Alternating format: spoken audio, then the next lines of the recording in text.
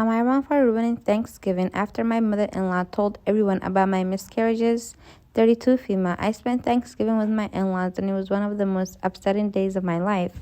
My husband and I have been trying for a baby for around 3 years. Last year, I got pregnant and miscarried twice. It was devastating and my greatest fear is that I'll never be able to have a child with my husband. In October, I found out I was pregnant for the third time. We were thrilled, but also cautious because of my history with miscarriages. Originally, the plan was to keep it between us until I made it to the second trimester. Unfortunately, I have a well-intentioned yet nosy mother-in-law. We were at dinner one night with my in-laws, and my mother-in-law noticed I wasn't drinking. My mother-in-law asked if I was pregnant, and I'm horrible at hiding my emotions, so my reaction to her question gave it away. I admitted that I was pregnant, but explained that we were very cautious and want to keep it private until I make it to the second trimester. Sadly, I miscarried around a week ago, and I was crushed. It's been terrible, but I'm trying to stay busy to keep my mind off of it.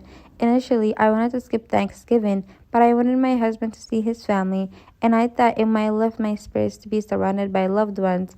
I wanted to tell my mother-in-law about the miscarriage in person, since it felt strange talking to her about it over the phone, but she wasn't free to see me this week. My plan was to talk to her the day after Thanksgiving when we could have a moment alone. Almost immediately after we arrived at my in-laws' house, my mother-in-law's sister hugged me and congratulated me on the pregnancy. I was shocked, since my mother-in-law agreed not to tell anyone.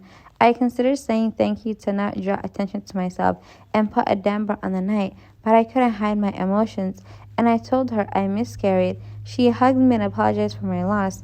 A few minutes later, my sister-in-law came over to us and congratulated me. I started tearing up as I explained for the second time that I miscarried. They were both kind, but I was very emotional and frustrated since my in-laws agreed to keep it private, and this was the exact situation I was seeking to avoid. A few minutes after I spoke to my sister-in-law, my mother-in-law pulled me to the side and asked why I didn't tell her about the miscarriage. She said it hurt having to hear the news from her older sister instead of me directly. I said that I wanted to tell her in person and was planning on telling her in the morning when we had a moment to ourselves. I said I wasn't expecting to be confronted about the pregnancy since she agreed to keep it private. My mother-in-law said she only told her sister and daughter, which was to be expected in the situation since she was excited. I was furious, but didn't have the energy to argue about it, so I said we should talk about it later and enjoy the holiday. I left my mother-in-law and went to socialize with the other relatives. When it was time to eat, my mother-in-law stood up to give the blessing. She started to talk but then got emotional and began to cry. She asked the family to keep me in their thoughts and prayers since I recently miscarried. She added that I've miscarried twice before and it's been an emotional experience for everyone.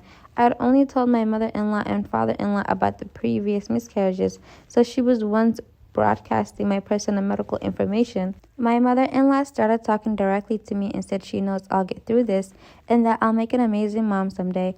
I couldn't control my emotions and started sobbing in front of the entire family. I was crying so hard that I was practically choking on my tears and I couldn't catch my breath. My husband was furious and asked his mom why she thought it was appropriate to tell people about my pregnancy and miscarriages. My mother-in-law responded by saying she loves us so much and that she was just excited to be a grandma. With respect to the miscarriages, she said we deserve the family love and support during this difficult time. My husband announced we were leaving and we left before the turkey was even served. I cried myself to sleep and woke up feeling horrible. This morning, my mother-in-law showed up at my house unannounced. She said she wanted to talk to us about what happened. My husband was still fuming. I told him to let me speak to his mom privately to avoid another fight. I was still upset about what happened, but I wanted to make peace and was willing to accept her apology since the situation has been hard on everyone. My mother-in-law and I sat down together, and instead of apologizing, she lectured me about how I should have told her about the miscarriage before sharing the news with other relatives. She said it was hard to hear the news from her sister when she was looking forward to a happy Thanksgiving. She was also upset that I dropped this horrible news at dinner and that I should have found a way to tell her before the holiday, even if it was over the phone. She also said that if I was still too emotional over the miscarriage, I shouldn't have come to Thanksgiving and risk upsetting all the guests. She said she knows I'm going through a lot and forgives me, but she wanted to be honest about her feelings. I was floored. I told my mother-in-law that I may have made some mistakes, but all of this could have been avoided if she had followed through on her promise to keep the pregnancy private. I said she owed both my husband and myself an apology. My mother-in-law asked if I would also apologize for making a scene at Thanksgiving. How did she make a scene? By crying out of anger because you told her business to everyone that had no business knowing? I didn't think I owed her an apology under the circumstances, and I expressed that clearly. She left in tears and said I was lashing out because of the traumatic pregnancies.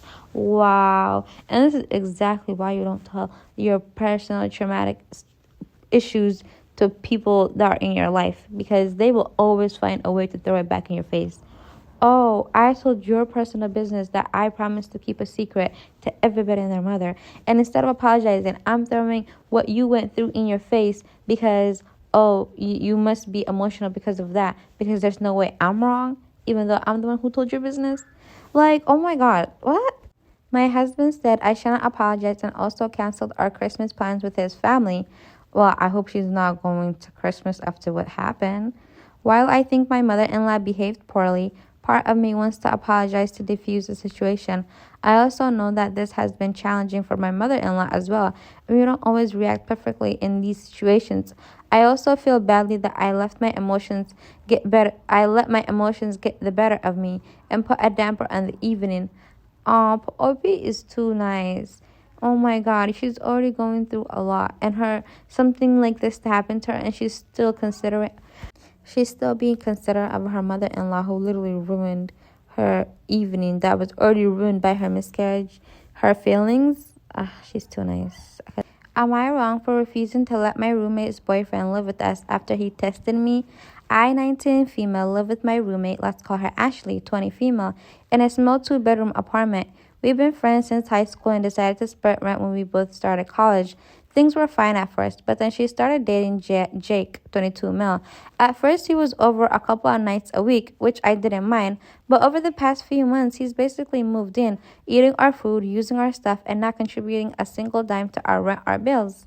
I finally had enough and told Ashley that Jake either needed to start paying his share or stop practically living here. She apologized and said she'd talk to him. I thought that was the end of it. Fast forward to last week. I was getting ready to head out to a late night study group when Jake cornered me in the kitchen. He told me he wanted to test me to see if I'd be a good person to live with full time.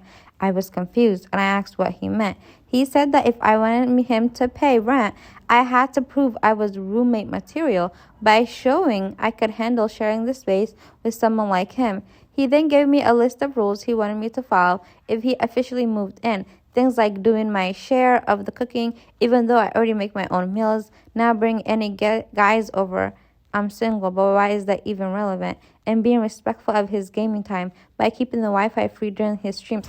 I'm sorry, but this man doesn't live in this house. He doesn't live in this house, and he's not paying a single dime or contributing nothing. Look, why are you giving me rules in my own home, ma'am? Sir. What the hell? Get out. I laughed in his face and told him there was no way he was moving in. He got pissed and told Ashley I was being unreasonable. She confronted me and said Jake was just testing the waters and that I should have been more open to the idea. She accused me of being jealous because I'm single and suggested I was trying to sabotage their relationship. Now she's saying if I can be supportive, then maybe she should get a new roommate, one who respects her relationship. I think this is completely insane. But Ashley and a couple of her friends are siding with Jake.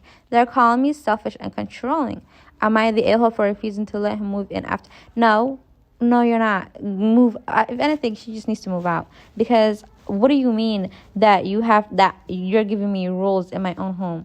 In a home where I'm paying rent and bills, where you're not contributing a single dime. You're coming to see your girlfriend, sir. See her and then leave.